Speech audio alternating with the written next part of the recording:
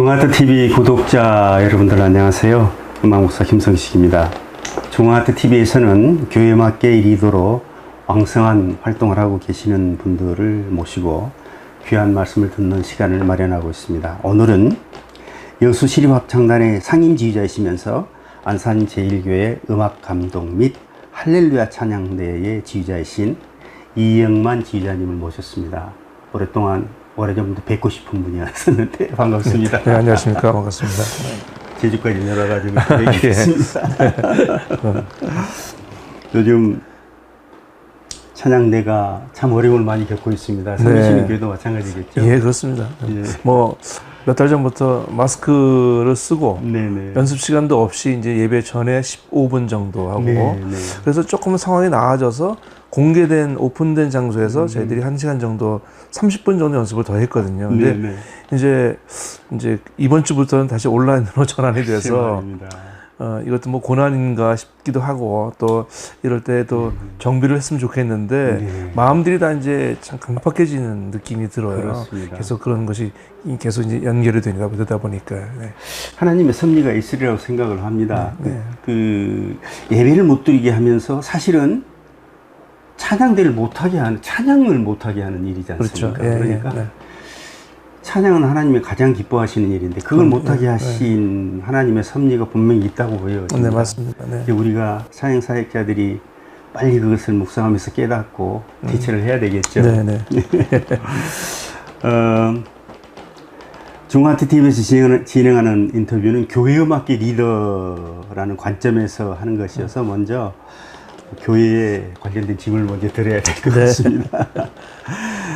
찬양대 지휘는 서울대학교 학부 시절인 3년부터 시작을 하셨더라고요. 일찍 시작했어요. 그리고 이미 고등학교 학창 시절부터 합창단과 찬양대를 하시면서 이 음악가의 꿈을 키우셨는데요. 처음 찬양대 지휘를 시작하시게 된 동기, 그리고 찬양 지휘를 했던 교회에 대해서 좀 말씀해 주십시오. 네. 뭐 너무 오래된 일이라 가물가물합니다만 사실 제가 학부 시절에는 그 합창보다는 이 오페라 연출 같은 거에 조금 더 관심이 있었습니다. 왜냐하면 그때 이제 문호근 선생님이 이제 돌아가신 고 문호근 선생님께서 독일에서 귀국하시자마자 이제 강의를 맡으셨는데 정말 그때 너무 많은 걸 배웠어요, 그분한테. 그래서 오페라 연출이라는 게 사실 하나 음악만 알아서 되는 것이 아니지 않습니까? 모든 것을 다 갖춰야 되기 때문에 그 자체가 이런 것도 배우고 저런 것도 배우고 한다는 것 자체가 너무 매력적이었어요. 제가 뭐 잘한 것은 아니었지만 그랬는데 이제 어느 날 그 작곡가 선배가 저를 부르더니 야, 너 좀 저희 교회 지휘해보지 않을래? 이렇게 얘기를 해서 사실 전혀 뜻이 없었는데 제가 시작하게 됐어요.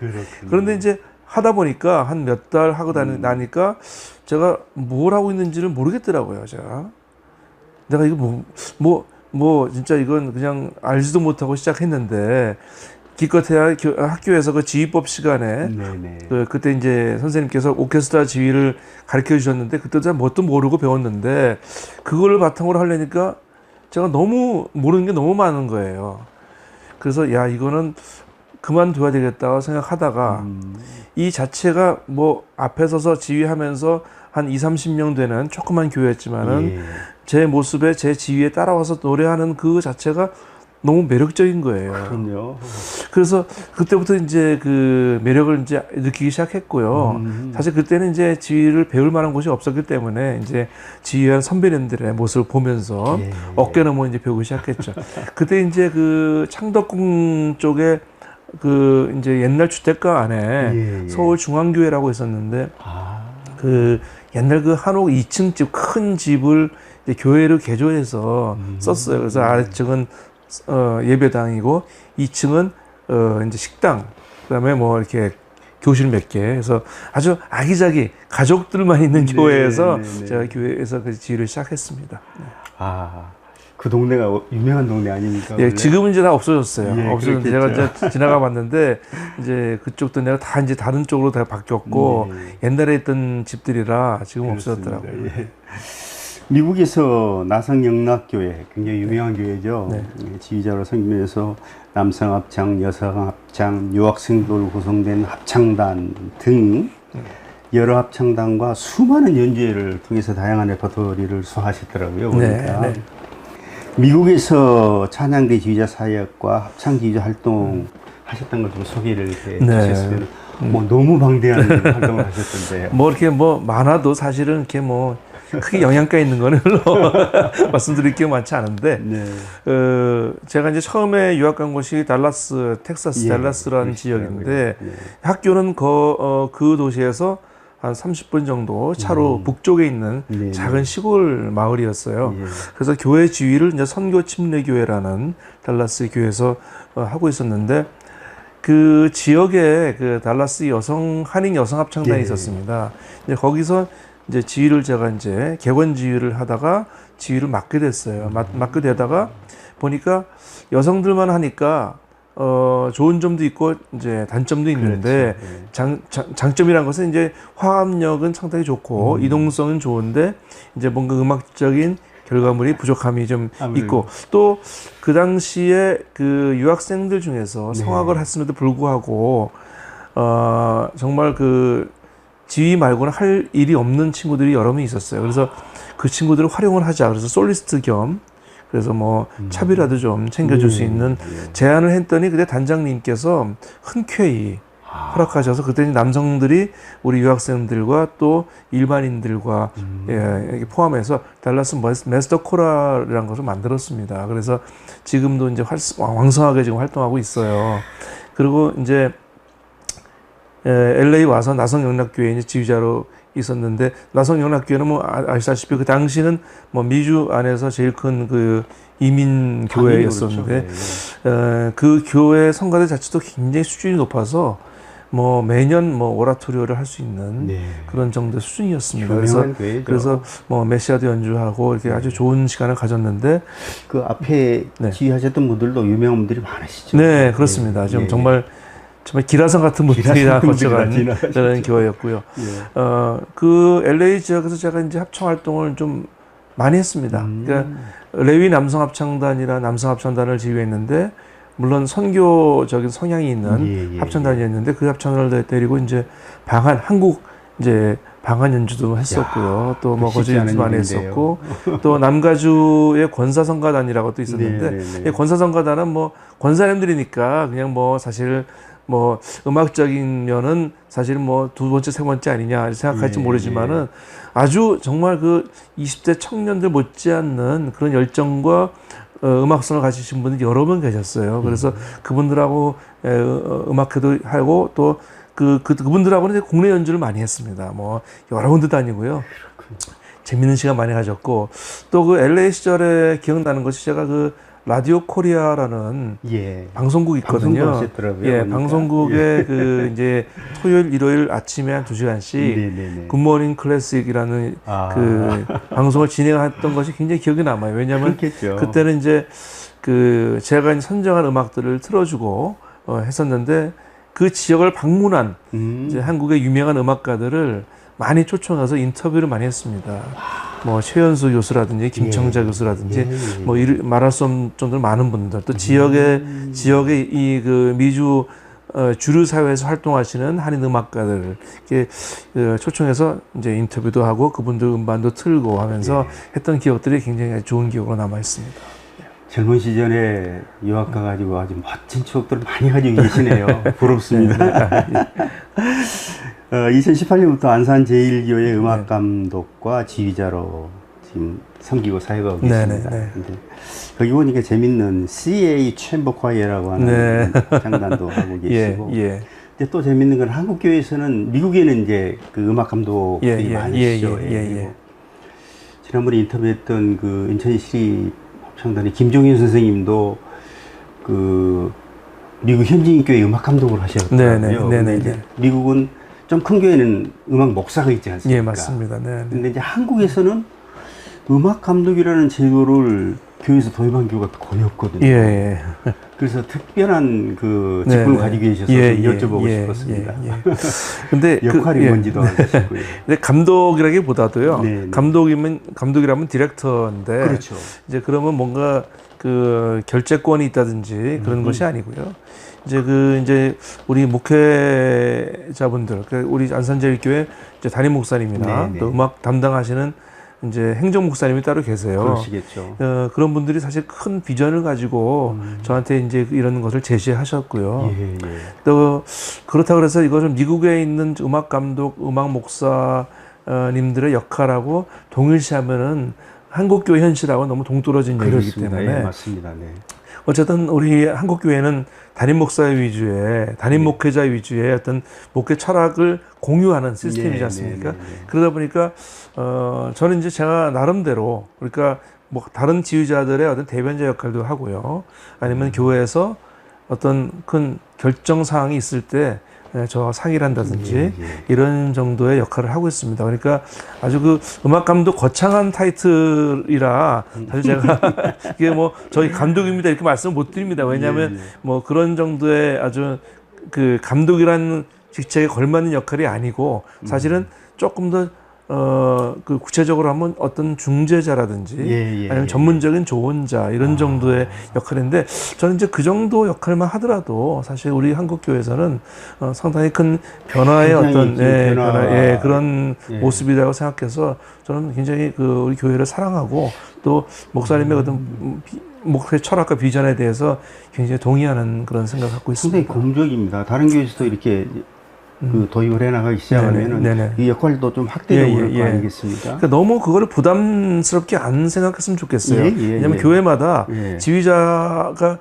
한두 분 있다 그래도 한 분은 뭐 음악 감독을 한 분만 시키는 것이 아니라 3년마다 돌아가면서 한다든지. 그것도 이거 순환해서 하는 것도 좋아요. 왜냐하면 그 역할이란 것이 아주 엄청난 무슨 뭐 교회 사무실을 둔다든지 이런 역할이 아니지 않습니까? 그러니까 목회 하시는 분들이 오히려 쉽게 우리 이번에 좀 뭐 행사를 이렇게 하는데 어떻게 하면 좋겠습니까? 하고 이렇게 얘기를 하면 좀 전문적인 조언을 할 수 있지 않습니까? 그러니까 너무 교회마다 부담 갖지 말고 지휘자분이 여러 분 계시면 좀 전에 말씀드린 것처럼 순환 음악 감독 시스템을 좀 하면 저는 지휘자들도 좀 자부심도 느끼고 또 그렇지 않겠나 생각합니다. 왜냐하면 그 직분에 의해서 사람이 그러니까요. 아주 중요한 거죠. 자부심도 느끼고 격려도 해주고 교회들도 사랑하게 될 것 같다는 느낌도 들고요. CA 챔버 콰이어 말씀 좀 해주시죠. 그거는 좀 약간 특수합니다. CA 챔버 콰이어는 뭐냐면 제가 이제 어렸을 때 신앙생활을 여의도 순복음교회에서 했거든요.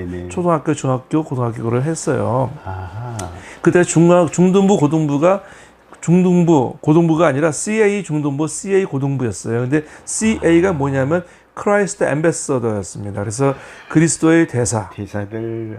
그래서 멋진 이름이잖아요. 그래서 그때 찬양대를 했던 동문들, 고등부 성가대 했던 동문들이 저희 선배도 있고 후배들도 있고 거기 만나서 결혼한 친구들도 한 5쌍쯤 돼요. 그러니까 이분들이 너무 찬양하고 합창을 하고 싶은 거예요. 그래서 이분들이 정말 순수하고 사랑하는 마음으로 모여서 만든 것이 CA 챔버 콰이어입니다. 그래서 이분들이 지금 한 30명 정도 남짓 하거든요. 근데 뭐 전부 다 자발적으로 나와서 노래하고 자발적으로 뭐 헌금도 하고 그래서 아주 정말 아무런 그런 사심이 없는 아름다운 모임. 부럽습니다. 그 코로나19 사태로 많은 교회 찬양대가 찬양을 드리지 못하고 있는 상황인데요. 앞서 인터뷰했던 이상길 장로님 그리고 박신화 장로님 섬기시는 지구촌 교회나 서울 영락교회 같은 경우는요 찬양대원들이 많잖아요. 영락교회는 180명, 그리고 지구촌 교회는 150명 되는데 지금은 이제 이번 주부터는 아예 예배를 못 드립니다만은 한 30명씩 이렇게 하더라고요. 그러다 보니까 이렇게 돌아가면서 하게 되고 2달에 한 번 정도 찬양을 하게 되고 이제 이런 상황이 됐었습니다. 마스크도 착용하고 지금 안산교회 상황은 어떻습니까? 거기도 찬양대원들이 많죠? 저희도 뭐 한 100여 명 뭐 이렇게 넘은 정도도 있는데 저희도 이제 상황이 마찬가지입니다. 저희도 이제 40명 안팎의 그 대원들이 나오는데 물론 뭐 마스크 쓰고 네. 연습을 하고 찬양을 하고 예배 후에 연습은 없죠, 당연히. 이제 그렇게 하는데 저는 이제 저희도 이제 그 그룹을 나눠서 한다고 그랬는데 보니까 그것도 이제 부담스러워하는 분이 좀 계셔서 그럴 수 있겠죠. 그래서 이제 조금 우리 오픈을 했어요, 자발적으로. 근데 나오시는 분들이 거의 일정하더라고요. 그러니까 하시는 분들은 계속 나오시는데 안 나오시는 분은 이제 못 나오시는 거죠. 못 나오시는 분들은 못 나오시고. 그래서 그 변동이 매주 조금씩 있어요. 조금씩 있는데 그 정도 그래도 그만큼의 그 이론을 가지고 찬양한다는 것이 감사한 따름이죠. 네네네. 예. 그 서울대학에서 성악을 전공하셨고요. 프로필 보니까 러시아 페테르부르크 음악원에서 공부를 하셨고, 제가 그 러시아에서 17년 모스크바에 살았거든요. 그래서 잘합니다, 그 동네. 제가 이름 들었던 교수님이시더라고요. 네네네, 니콜라이비치. 이탈리아에서도 공부하셨어요. 그리고 이제 아까 말씀드린 대로 미국 건너가서 북텍사스 주립대학, 그리고 시카고 미국 음악원에서 박사학위까지 취득을 하셨습니다. 근데 이제 박사학위 논문이 대단히 흥미로웠습니다. 그 유명한 핸델의 그 이집트의 이집트의 이스라엘 사람들 거기에 나오는 이제 10가지 재앙을 논문 주제로 해가지고 논문을 쓰셨더라고요. 배움을 그러니까 한국과 러시아, 이태리, 미국 이렇게 4개 나라에서 하셨는데 결국 최종적인 학위는 미국에서 받으셨어요. 어떤 그런 그 이유가 있었을 것 같아요. 이유가 분명히 있습니다. 처음에 사실은 이제 아까 제 서두에 말씀드렸다시피 제가 이제 대학교 때 지휘를 시작했는데 이제 아무것도 모르고 시작했지 않습니까? 졸업하고 이제 지휘를 하다 보니까 너무 제가 머릿속에 아무것도 없다는 거를 할 때마다 이제 느끼는 거예요.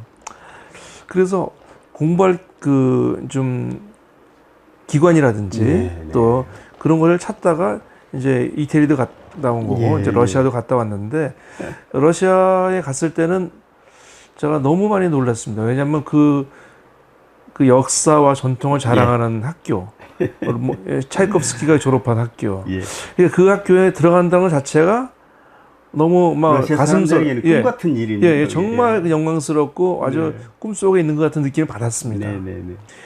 근데 이제 거기서 배웠던 것 중에 하나는 뭐냐면 이거 니콜라이비치 교수도 마찬가지인데 합창과 오케스트라를 너는 오케스트라 이렇게 구분하지 않더라고요. 러시아는 그렇습니다. 그래서 제가 레슨 받은 게 지금도 이제 제가 너무 선명하게 기억나는 게 레슨을 그런데 피아노 2대를 놓고 레슨을 받았어요.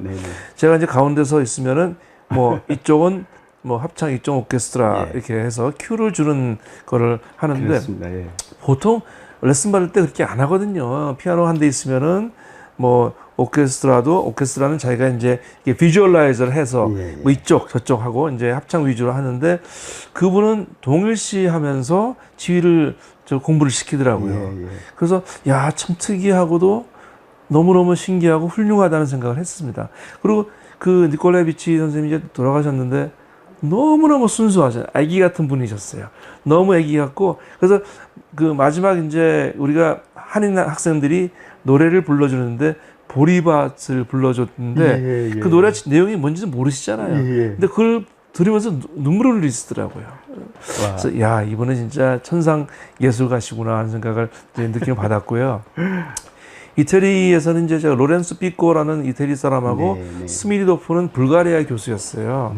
이제 두 분이 극명하게 이 음악적인 접근법이 다른데 피코라는 분은 이 지휘 동작에 상당히 그러니까 비트 테크닉에 굉장히 뭐랄까요, 중점을 두는 그런 지휘를 하시더라고요. 그러니까 그분은 이제 오케스트라 지휘자였기 때문에 그랬을 거라는 짐작을 합니다. 그런데 여기는 크게, 여기는 작게, 여기는 그 템포의 조절, 그러니까 아고기에 대해서도 굉장히 아주 면밀하게. 그래서 그분은 거의 바톤 테크닉만 가르쳤어요.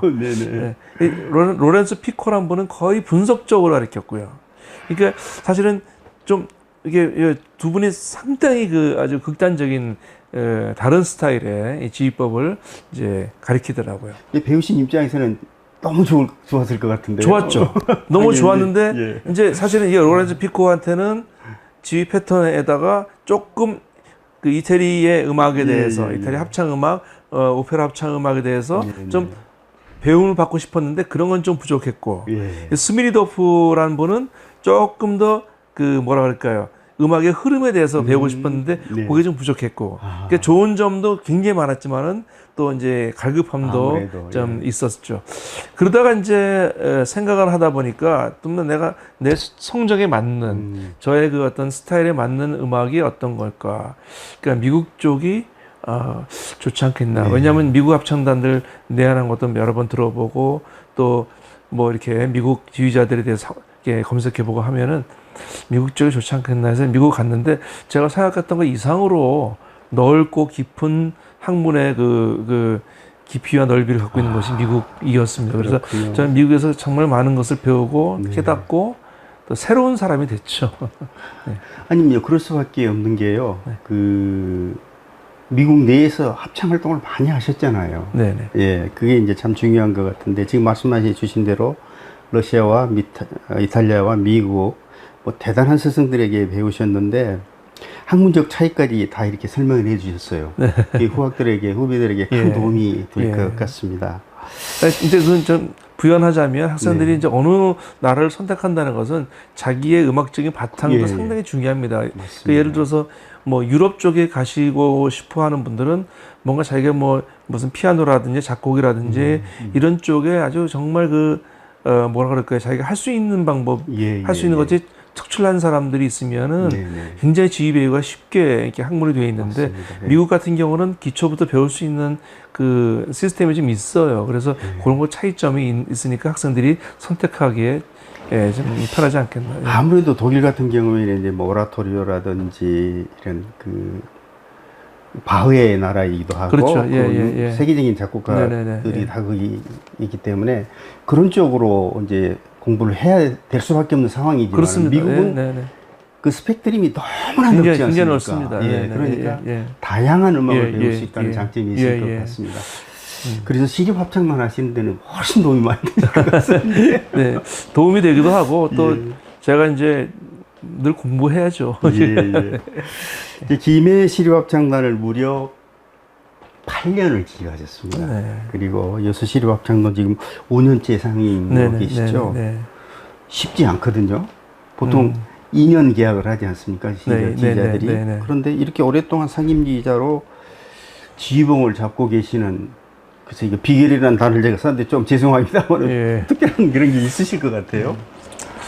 글쎄요. 저는 뭐 제 생각에는 좋은 단원들을 만나면 할 수 있다고 좀 봅니다. 저는 참 지금도 굉장히 제가 럭키하다고 생각하는 것이 김해도 그렇고 여수도 그렇고 참 좋은 단원들이에요. 그러니까 뭐 사실 제가 이제 뭐 나중에 말씀드릴 수도 있겠지만은 인천 시립 합창단 단원을 제가 몇 년을 경험을 했거든요. 그게 사실은 도움이 되는 게 뭐냐면 나는 지휘자고 너희는 단원이고 이게 아니라 제가 단원이었었기 때문에 지휘자의 자리에 앉아 있으면서도 단원들이 어느 정도 생각하고 어느 입장이고 이렇게 하겠다는 거를 계속 생각을 하게 돼요. 그러니까 제가 100% 알 수는 없지 않습니까? 그러나 생각을 하게 돼요. 이쯤 되면 애들이 피곤하겠다. 이쯤 되면 경험치가 쌓여 계시니까 제가 그랬으니까 이렇게 이거 하면 불만이 많겠는데 뭐 이렇게 좀 미루어 짐작을 하면서 좀 하다 보니까 그런 것도 있고, 그다음에 아까 말씀드린 대로 전 좋은 단원들, 그다음에 좋은 그런 환경, 그러니까 좋은 뭐 이렇게 까탈스럽거나 아주 특별하지 않은 공무원들 만나는 것도 행운이다 저는 생각합니다. 이제 제가 지금 질문을 말씀 대답까지 주셨는데요. 보통 이제 저희 스승도 그런 말씀을 늘상 하셨습니다.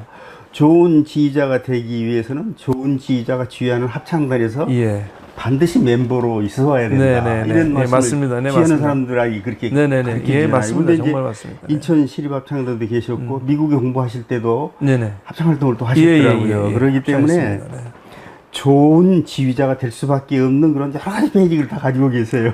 좋은 지휘자라 되려면 아직도 멀고도 멀었습니다.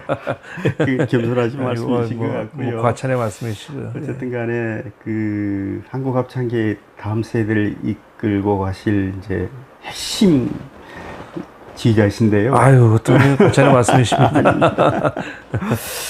그 인천 남성합창단 지휘자를 대학 졸업하신 다음에 시립합창단 멤버실 때 그걸 하셨던 것 같아요. 네, 시립합창단을 이제 끝나고 제가 그 사임하고 나서 제가 네네. 맡았죠. 그렇게 지휘를 하셨고 네.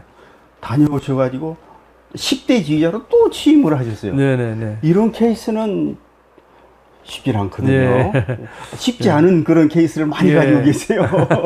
그래서 그 인천 남성합창단은 굉장히 유서 깊은 합창단이고요. 71년에 창단을 했고 저도 아까 말씀드렸습니다만 75년, 76년 총무를 했고 인천에서 활동을 제가 많이 해서 잘 아는데 지휘봉을 잡게 된 이제 사연을 내가 꼭 좀 듣고 싶었어요. 굉장한 분들이 이렇게 다 지휘를 해오셨는데 그리고 지금 활동하시는 것도 좀 말씀해 주시고요.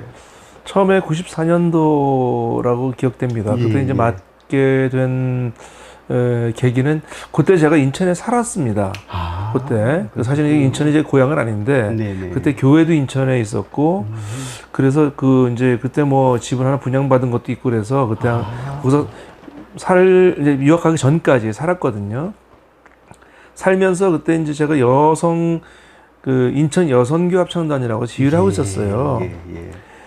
이제 어느 날 인천 남성합창단의 회장님, 그 단원 중에 회장님이 저한테 연락이 왔는데 한번 만나자. 그래서 만났는데 저희 집에 왔습니다. 와서 남성합창단을 맡아달라. 그렇게 대뜸 그렇게 얘기를 하시더라고요. 그래서 저는 그 전에 남성합창단이 워낙 잘하는 합창단이고 또 전통이 있고 또 자부심이 대단하거든요. 그 사람들이. 그래서 그런 거는 제가 생각을 못 하고 있었는데 그렇게 저한테 제안을 하셔가지고 그때 제가 맡게 됐죠. 그래서 그래서 이제 저는 이제 정말 저한테는 남성합창단은 특별합니다. 왜냐하면 그 남성들만이 할 수 있는 음악들이 있지 않습니까? 그렇습니다. 이제 교회 찬양이라든지 이런 거를 가면은 눈물이 흘러날 정도로 그 감동적인 화음을 만들어내거든요. 그래서 저는 참 매력적인 합창단이고, 그 다음에 이제 제가 이제 미국 유학을 가면서 이제 사임을 했는데, 갔다 와서 2006년도에 귀국을 해서 제가 이제 다른 활동을 이제 하다가, 2013년도인가 2012년도쯤에, 또 거기서 이제, 여기 이제 그때 같이 했던 분들 중에서 몇 분이 아직도 저랑 이제 교류를 했던 분들이 많아요. 그래서 뭐 여기 제주도에 사시는 심영구 씨라든지 이런 분들이 이제 잘 알고 이제 그런 분들이 또 이제 지휘자를 구한다 그러니까 추천을 했나 봐요. 그래서 이제 연락이 왔더라고요. 그래서 그 다음에 이제 그때 이제 모르는 회장님과 총무님은 몰랐던 분들인데 그렇게 알게 되고 그렇게 해서 다시 13년부터 다시 맡아서 지금까지 하고 있습니다. 저도 지금 20대 초반부터 그 합창단을 상당히 오랫동안 같이 했는데 연습 끝나고 지하도를 이렇게 걸어가면서 아카펠라로 주연아를 평화의 도구로 써주셔서 그거 걸어가면서 이렇게 하는데요. 사람들이 다 그렇죠. 있어서 이렇게 보고 그때의 그 노래했던 20대 그 노래했던 그 이제 남성 합창했던 그런 느낌들이 평생 동안 이제 이어오고 있거든요. 그래서 제가 20대 속했던 합창단의 지휘자님을 제가 이렇게 뵈니까 얼마나 기쁜지 모르겠습니다. 저도 너무 반갑습니다. 어떤 인터뷰 기사에서 제가 읽은 그 내용을 좀 여쭤보고 싶습니다. 지휘자는 영감을 주는 리더여야 한다라고 말씀하셨고요. 합창은 소리의 미학이기 때문에 소리가 중요하죠. 중요하지만 단원들의 소리가 녹아있는 화합된 소리를 중요하게 생각한다고 말씀하셨어요. 또 지휘자와 단원의 관계는 종속 관계가 아닌 같은 것을 바라보는 러닝 메이트여야 한다라고 말씀하셨습니다. 우리 지휘자님의 그 합창에 관한 철학을 엿볼 수 있는 내용이었어요. 굉장히 감동적이었습니다. 그래서 지휘자님께서 생각하시는 찬양대와 합창단에 관한 생각, 이런 생각들을 좀 나눠주시면 좋겠습니다. 합창단의 이야기는 벌써 말씀하셔서 뭐 약간 부연 설명을 하자면 이게 이제 보통 음악을 분석할 때 크게 두 가지를 보지 않습니까? 거시적인 분석, 근시적인 분석, 마이크로 애널리시스, 뭐 마크로 애널리시스 이렇게 말씀하잖아요. 근데 저는 이제 그 지휘자 영감을 주는 리더라는 것은 어떤 식으로 저는 생각을 하고 있냐면 우리가 보통 음악을 처음에 어떤 악보를 가지고 연습을 시작하게 되면 어떤 파트도 알아야 되고 뭐 음정도 뭐 박자 이런 거 다 해야 되지 않습니까? 그러니까 처음에는 어쨌든 나침반 내비게이션 같은 지휘자가 돼야 됩니다. 아주 마이크로하게 접근을 해야 되잖아요. 그래서 그걸 연습하는 과정 속에서 전부 다 융합시켜 놓은 다음에 결과적으로 무대에서 퍼포먼스를 할 때는 이제 방향성만 제시하는 지휘자가 돼야 된다. 그때는 정말 내비게이션이 아니라 같은 방향을 보는 나침반 같은 그런 지도자가 돼야 된다는 걸 저는 항상 이렇게 품고 살고 있습니다. 그래서 꼭 제가 그렇게 하고 있다는 뜻이 아니라 그렇게 해야 되겠다는 그 생각을 모토를 항상 가지고 있어요. 그래서 아직은 정말 많이 부족하지만은 그러다 보니까 이제 단원들에게 처음에 시작할 때는 굉장히 그렇게 시작하지만 나중에 가서 점점 느낌과 그 음악이 주고 있는 영감 그런 것들을 당신들도 나랑 똑같이 느껴서 그런 것들을 관객한테 전달한다. 그것이 바로 블렌딩이거든요. 그렇습니다. 그래서 당신들하고 나와 블렌딩이 되고 너희들끼리 블렌딩이 되고 그래서 결과적으로는 최종적으로 관객들하고 우리 음악이 공감을 준다는 것이죠. 그것을 블렌딩 한다는 뜻이거든요. 그래서 저는 그 영감을 주는 리더라는 것을 그런 그 내비게이션에서 나침반으로. 그리고 서로 블렌딩 되면은 관객들하고도 블렌딩 된다. 이런 것이 이제 합창의 어떤 제가 갖고 있는 소신이다. 이렇게 말씀드리고 싶고요. 그 다음에 찬양대 할 때는 항상 강조하는 게 뭐냐면 연습을 열심히 하자. 근데 연습을 많이 하자 그러면 사람들이 당연히 연습을 해야 되지 이렇게 생각하지 않습니까? 근데 저는 이제 세미나 같은 것도 할 때도 그렇고 우리 찬양대한테 얘기하는 것이 뭐냐면 우리가 연습을 부족하게 되면 지금 아침에 연습을 부족하게 하면 올라가서 찬양할 때 그것이 그냥 리허설 하게 되는 것이다. 한 2,000명 앞에서 아주 값비싼 리허설 한번 하고 내려오는 거다는 얘기죠. 그러니까 사실은 예배 드리고 내려오면은 그때서야 의 찬양을 이제는 좀 이해가 된다. 그렇게 하면 안 된다는 얘기죠. 그러니까 그래서 저는 연습을 항상 예배같이 우리 찬양대실에도 이렇게 붙여놔요. 연습의 시작이 예배의 시작이다. 그렇게 해야지 올라가서 예배가 되지 연습이 부족하면 올라가면 그냥 연습이 될 뿐이다. 그런 얘기를 합니다. 그게 이제 저 찬양대에 대한 가장 핵심적인 저의 생각이라고 볼 수 있습니다. 저도 이제 그 평생을 찬양대 지휘를 하는데요. 제가 이제 그 성경적 찬양론을 강의를 하고 있거든요. 제가 그런 말을 3강인가 4강에서 얘기했었는데 찬양엔 연습이 없다. 음악은 연습할 뿐이지만 연습하는 그 현장에서 하나님이 찬양을 받으시는 거기 때문에 그걸 연습한다고 생각하면 안 된다. 현장이라고 생각을 이렇게 말씀하셨는데 지금 같은 맥락인 것 맞습니다. 같습니다. 오늘 정말 귀한 말씀을 많이 주고 계시는데요. 한국 교회 음악계의 리더로 또 합창계의 리더로 이영만 지휘자님의 행보가 많은 교회 음악인들의 기대를 받으면서 지금 너무 많은 사람들이 그걸 지켜보고 있습니다. 너무 과분한 말씀을 너무 많이 하십니다. 과분한 말씀이라고 그러시지만 이제 저희 같이 나이 먹은 사람들이 죄송합니다만은 저보다는 좀 아래시니까 이런 이제 리더로 이렇게 그 영역을 확장하게 가시는 분들에게 자꾸 이렇게 에너지를 드려야 이렇게 더 큰 리더가 된다고 저는 생각하기 때문에 지금도 대단한 리더시긴 하지만 그래서 우리 시대에 한 번도 경험해 보지 못한 코로나19 사태를 겪으면서 한국 교회 음악계에 대한 지휘자님의 생각과 앞으로 나아가야 될 한국 교회 음악이 나아가야 될 방향성 같은 것들을 지금 주로 말씀하신 부분들이 방향성 많이 말씀해 주셨는데 한 말씀 해 주신다면요. 근데 너무 과분하게 좀 말씀해 주셔서 제가 사실은 좀 너무 부담 갖지 마시고요. 자, 요즘에 그 코로나 시대에 정말 우리가 한 번도 경험해보지 못했던 이런 시대에 사실 합창 지휘자와 찬양대 지휘자로서 굉장히 사실은 좀 불안감과 좀 미래에 대한 불투명성이 점점 느껴지는 것이 이게 그 저희 시만 해도 지금 이제 내년 예산을 뭐 한 20% 삭감하겠다, 30% 삭감하겠다 이렇게 하거든요. 그러니까 우리 시뿐만 아니라 이제 다른 예산도 마찬가지인데. 그렇겠죠. 예. 근데 이게 그냥 이제 연주를 전혀 못 하고 있단 말이죠. 근데 이게 뭐 우리가 일부러 연주하지 않는 것이 아님에도 불구하고 예산이 이제 깎일 수밖에 없는. 저희 시만 그러면 참 다행이라고 생각하는데 다른 데도 이러면 참 걱정이거든요. 다른 데라고 안 그러겠습니까? 예, 그러니까 그것이 이제 연쇄 반응을 일으키게 되면 굉장히 큰 문제고, 또 하나는 지금 어떤 모 시립합창단에서는 단원이 많이 부족한데도 뽑지 않는다 그래요. 그게 뭐냐면 그만큼 이 합창단, 시립합창단, 시립단체가 시에 신뢰감을 주지 못한다는 거거든요. 공감대가 전혀 없다는 뜻이거든요.